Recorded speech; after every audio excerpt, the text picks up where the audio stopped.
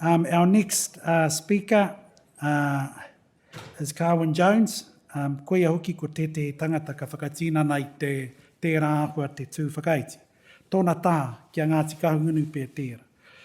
And Carwyn is a pūkenga matua of the Ahunga Tikanga tohu at te Wānanga o Raukawa, and I'm sure you'll be able to enrol any time during the course of the weekend. The Māori Law and Philosophy program here at te Wānanga o Raukawa that Moana was one of the, he was a tireless contributor to that program. Every time we had a review, every time we needed someone to come in and help with the tohu, Moana was there. Carwyn was also a member of the Matike Mai Aotearoa working group and will reflect on some of Moana's thinking about constitutional transformation. Kia koe ingoa.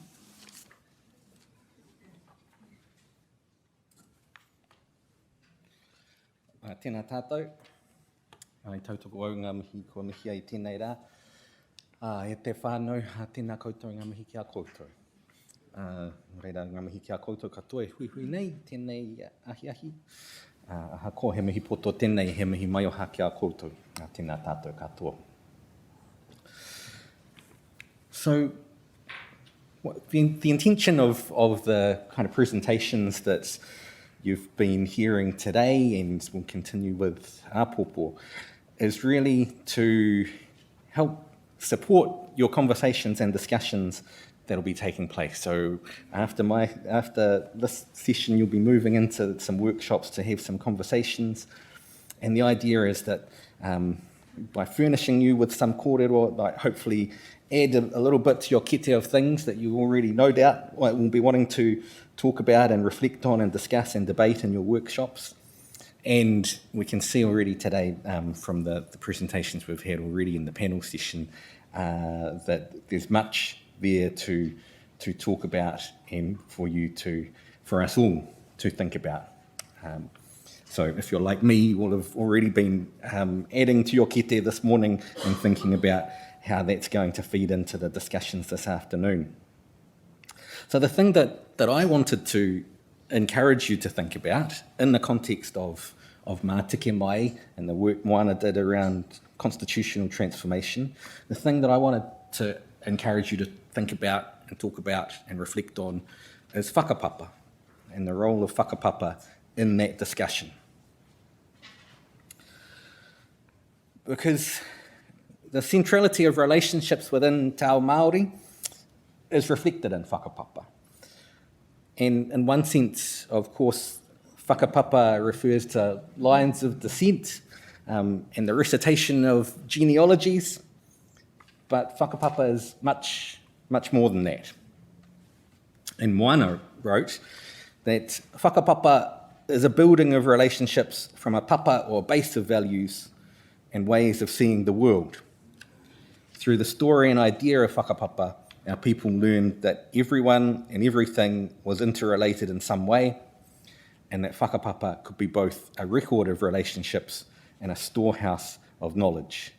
We could use it to identify a whānau, to define obligations, or to find where a phenomenon fits within the scheme of things. And so I've titled my presentation today, Whakapapa and Constitutional Transformation, because as I've been working with Mātike Mai, reflecting on the report, thinking about it, discussing it, and what it says about constitutional transformation, it keeps bringing me back to whakapapa. The way in which whakapapa underpins that report, and I think you can see in that report what we might think of as a whakapapa lens, or certainly a whakapapa ethic that provided the framework for a lot of the thinking in that report on constitutional issues and many other things. I'm going to come back to talk a little bit more about whakapapa as an idea in a moment and what might constitute a whakapapa lens. And as I say, ultimately, I'd really like you to encourage you to think about how we can use that kind of whakapapa ethic that Moana talked about to support constitutional transformation. But to begin with, I thought it might just be helpful to get clear about what we mean when we talk about constitutions, or particularly how the Mātiki Mai report talks about constitutions.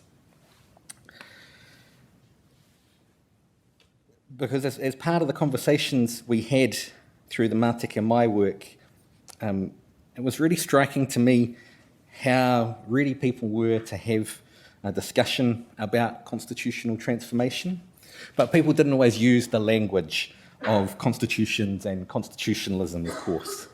But they were clearly matters that people had been thinking about and talking about and reading about for a long time and in the course of their daily lives. And I think that's reflected in this quote from cited in the Mātiki Mai report as a kuia from Wairoa.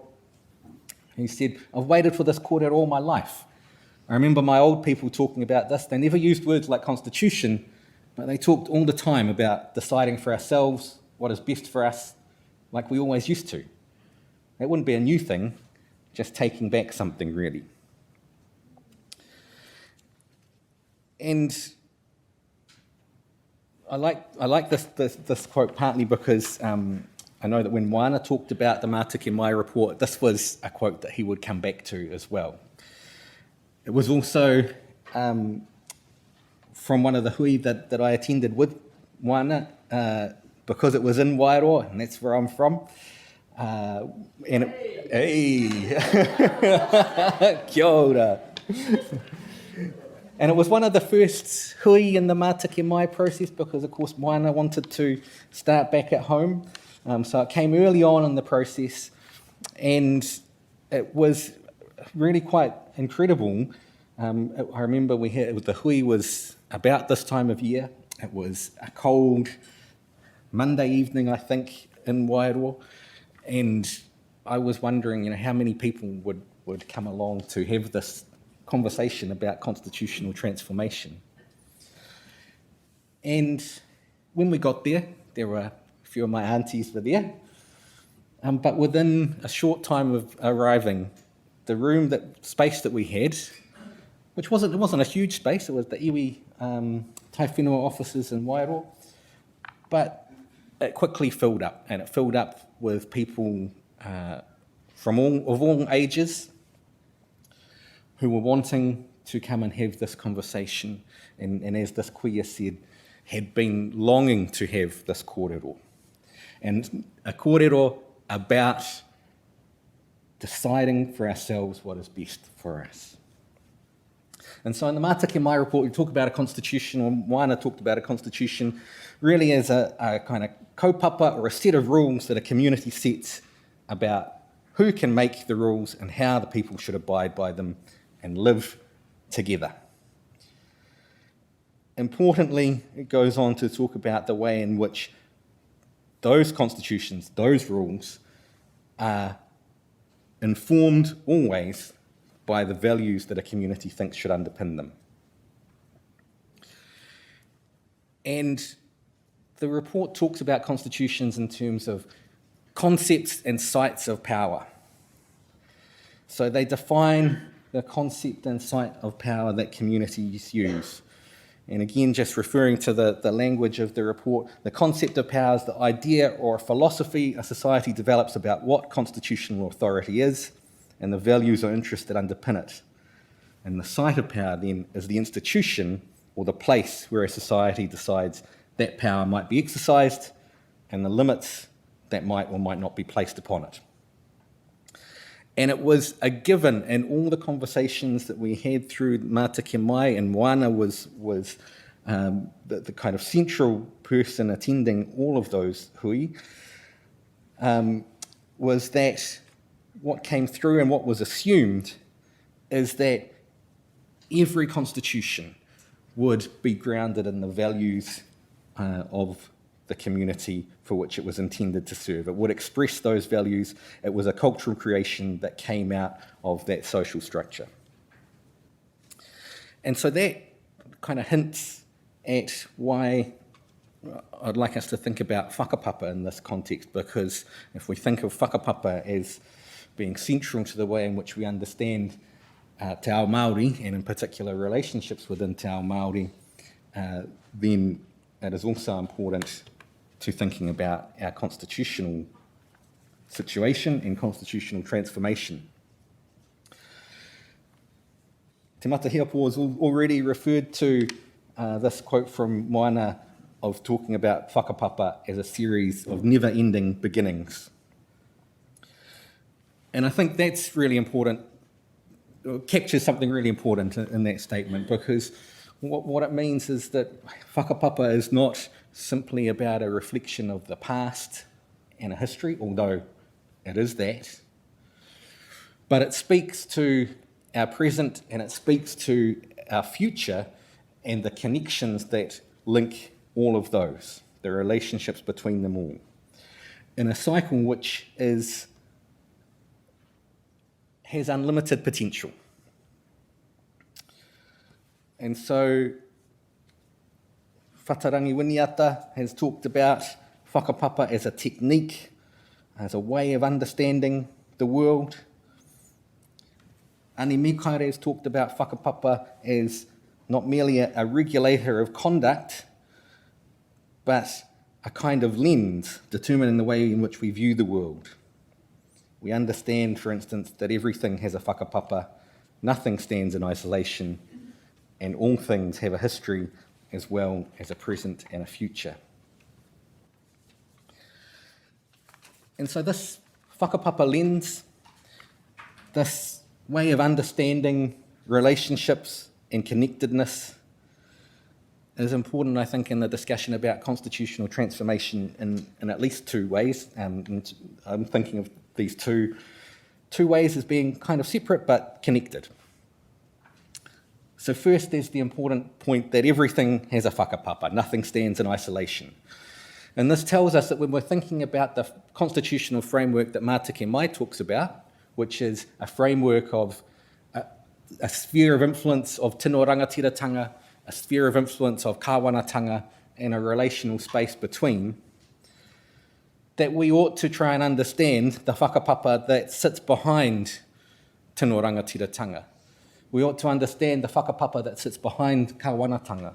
And we ought to understand the whakapapa that sits behind the creation of a relationship between those two spheres. But as I say, whakapapa is important not just because it tells us where things come from and helps us to see where these constitutional ideas come from, but the second way this lens is important to us is an understanding that these concepts have a present and future relationship as well, and it helps us to understand what that relationship ought to look like and what the appropriate points of connection are. So that's how to actually properly give effect to the constitutional relationship between Crown, iwi and hapu.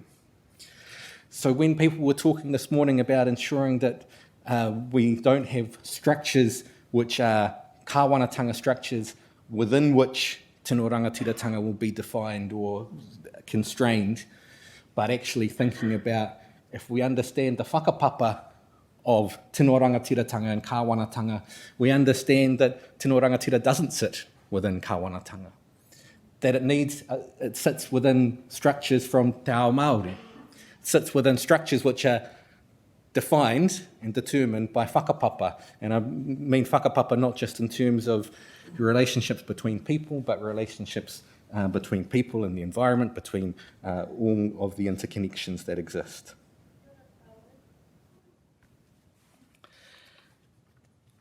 And so, when we understand that whakapapa, we think about what the appropriate connections can be. We understand that the appropriate connections are not ones of subordination, certainly not of subordination of tino rangatiratanga to kāwanatanga. In the Mātake Mai report, there's a reflection of where kind of Western concepts and sites of power and an understanding of that whakapapa come from, as well as an examination and discussion of thinking about Māori concepts and sites of power as well. And again, that discussion continues to loop back to thinking about the way in which whakapapa defines relationships and rights and obligations, and ways in which decisions can be made, and an exercise of rangatiratanga, mana motuhake, some of the language that is used. Now, the Mātake Mai report, or the working group Mātake Mai, was quite deliberately styled as the independent working group on constitutional transformation. So using the language of transformation rather than just thinking about tweaks or changes to the current constitutional arrangements of the New Zealand state, the current institutions which have their whakapapa in that kāwanatanga sphere. Transformation is needed to shift those arrangements, or to ensure that the tino rangatiratanga sphere is also properly recognised and that there's a relational space between, an appropriate relational space between. Now, why transformation is needed? Again, we've heard a little bit about some of this morning already, the way in which the institutions of kāwanatanga have attempted to define what te tiriti means and says, and what a tiriti relationship looks like. Within that framework, the way in which the courts have used principles of the treaty to redefine tino rangatiratanga as being reconciled with Crown sovereignty. And you had this used this phrase, I think, in the documentary that Wānanga made with him, where he said incrementalism is stasis. And so that reflects this need that Mātake Mai was never intended to make tweaks and changes. It was deliberately focused on transformation. And that was necessary in order to properly recognise the whakapapa of tino rangatiratanga, whakapapa of kāwanatanga, and the whakapapa of that relationship that we see expressed in te tiriti.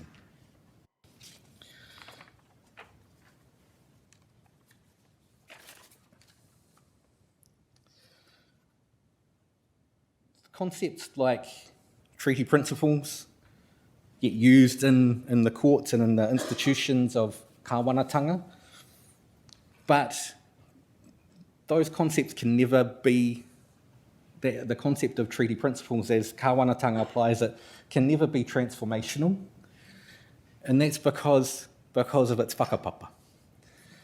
It's because treaty principles are a mechanism which are designed to reconcile tino rangatiratanga with Crown sovereignty. They're designed to situate tino rangatiratanga within the existing constitutional arrangements. And so understanding that whakapapa means we can understand that treaty principles can't transcend their own whakapapa. They can't break us out of Crown sovereignty because they sit within the whakapapa of Crown sovereignty. We've also heard mention this morning about the way in which the courts have sought to redefine not only te tiriti, but also tikanga Māori, or are engaging in a process of dealing with tikanga Māori in quite an enthusiastic way. And some judges, who shall remain nameless, have talked about the idea of, well, we've always seen the New Zealand state legal system incorporate aspects of tikanga. It used to do that in a way which was designed to promote assimilation as a colonial tool. But now we see the courts doing it, and some people would argue we're better than that now. The courts understand tikanga now. They understand that this is a system of law in its own right. We have people in the judiciary and in the legal profession who can give proper effect to tikanga through the state legal system. But although, I don't doubt the intentions of the participants and the actors in this process have changed. I don't doubt that our legal profession, and particularly our Māori lawyers today, are not interested in assimilation in the way that the legal profession in New Zealand in the late 1800s was. I don't doubt there's been a shift. There are different intentions. The difficulty is that the courts are still going to be the ones who decide when tikanga will apply and how it will be applied. Despite their language and some of their decisions, which has used the phrase, in fact, tikanga is the first law of Aotearoa, has spoken about, well, we need to recognise that we can't be the determiners of tikanga. That's not our expertise. We don't have the authority or the legitimacy to do that. That all sounds good, but ultimately, the courts are in that role. They sit within the whakapapa of kāwanatanga. They take their authority from the arrangements of Crown sovereignty that we have, and they can only, no matter who is involved, those structures can only perpetuate the subordination of tikanga in those processes to the state legal system, to the common law. Common law courts gonna common law. That's all I'm gonna say. So they can't transcend their own whakapapa, their source of authority, the concept of power, the sites of power that the current constitutional arrangements provide for them. And so I might be adding more to Moana's statement about incrementalism as stasis than was intended, but I think in there it's not just that it's too slow, it's that actually you can never get to where you want to get to working within that framework. Okay. So the framework that Mātake Mai encourages us to think about, and Moana encouraged us to think about, and I'm going to encourage you to take into your workshop conversations and discussions that you have, is to think about a whakapapa ethic. And as I mentioned earlier, I think our whakapapa lens helps us in a couple of ways. First, as I say, understanding the whakapapa of tino rangatiratanga and kāwanatanga, and where those ideas have come from, but also helping us to think about how we ought to structure the relationship between tino rangatiratanga and kāwanatanga into the future, how to properly give effect to that constitutional relationship. And so Mātake Mai refers to this idea of a whakapapa ethic. And it says that is the expectation that people will manage their affairs in a way that is consistent with certain agreed norms, that foster the good relationships that are essential in any whakapapa, in a relationship between political entities such as the Crown and iwi or hapu, especially one agreed to in a treaty. That ethic is or should be the base of a constitutional relationship. And Mātake Mai identifies talks about the fact that constitutions are ways of describing concepts and sites of power and reflecting the ways in which communities determine decisions ought to be made about the way they govern their own lives, and so are grounded in the values of those communities. And Mātake Mai through the discussions that were held over those several years, identifies some key values that people talked about that they wanted to see reflected in any kind of constitutional change. And you can look at the report and you can see these are things like the value of tikanga, so the need for a constitution to relate to or incorporate core ideals about the ought to be of living in Aotearoa, the value of community, the value of belonging, of place, of balance, of conciliation, and of structure. And you can go to the report and have a look at those values and look at what they mean in more detail. But the values which are identified are also sourced in and stress the importance of relationship. Whether they're environmental values or they give meaning to structures and processes relating to a constitution. And the report defines them as whakapapa values. Whakapapa values which overlap and influence each other just as the relationships in a whakapapa always do. And this is why when I'm thinking and talking and reflecting about the Mātake Mai report, that I keep coming back to whakapapa as a framework, as a lens, as an ethic, as what underpins the understanding of constitutions, constitutional transformation in that report.